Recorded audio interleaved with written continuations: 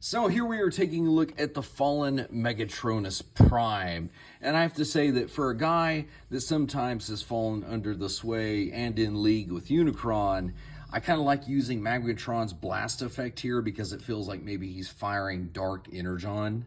However, that is not a blast effect that he naturally comes with. And when we look at the ones he does, I have to say that I think that the front flames on his vehicle mode work. Whereas these ones over here, maybe not so much. I think that they definitely work better in robot mode. However, I do like that the orange flames do give it like that certain pop of color.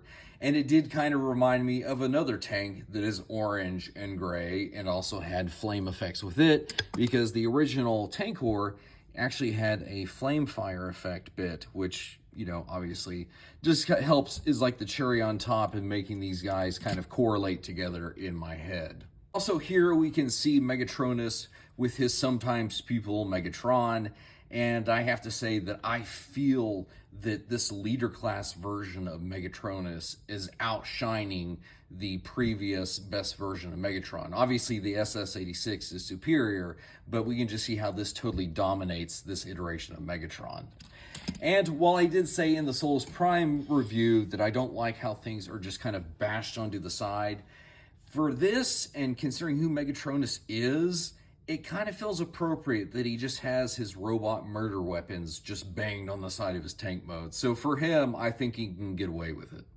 Now, this version of Megatronus Prime is actually a composite of a couple different versions. The main robot body is actually based on his comic appearance from back in the day, while on his right arm, instead of a fusion cannon, he has the Requiem blaster.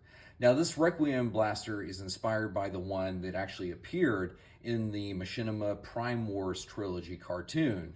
And his other dual-bladed weapon over here is actually inspired by the Megatronus Prime of the 2015 RID cartoon. Now, a couple of things, like I mentioned earlier, is that I think the flame effects work totally better in this robot mode. Again, just like in vehicle mode, it gives them that little bit of pop and color. However, if we go ahead and remove those blast effects, he still looks very imposing.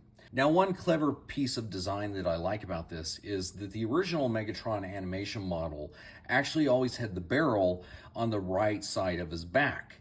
Well, with Megatronus, you can see that there's a similar aesthetic there because that is the barrel of his tank mode. And the thing that I like about this guy is how awesome he is for photography. It looks like it was his to begin with. And I am just digging this Megatronus. He is definitely, I'd say probably an 8 or 9 out of 10. He's not perfect, but he's nearly there.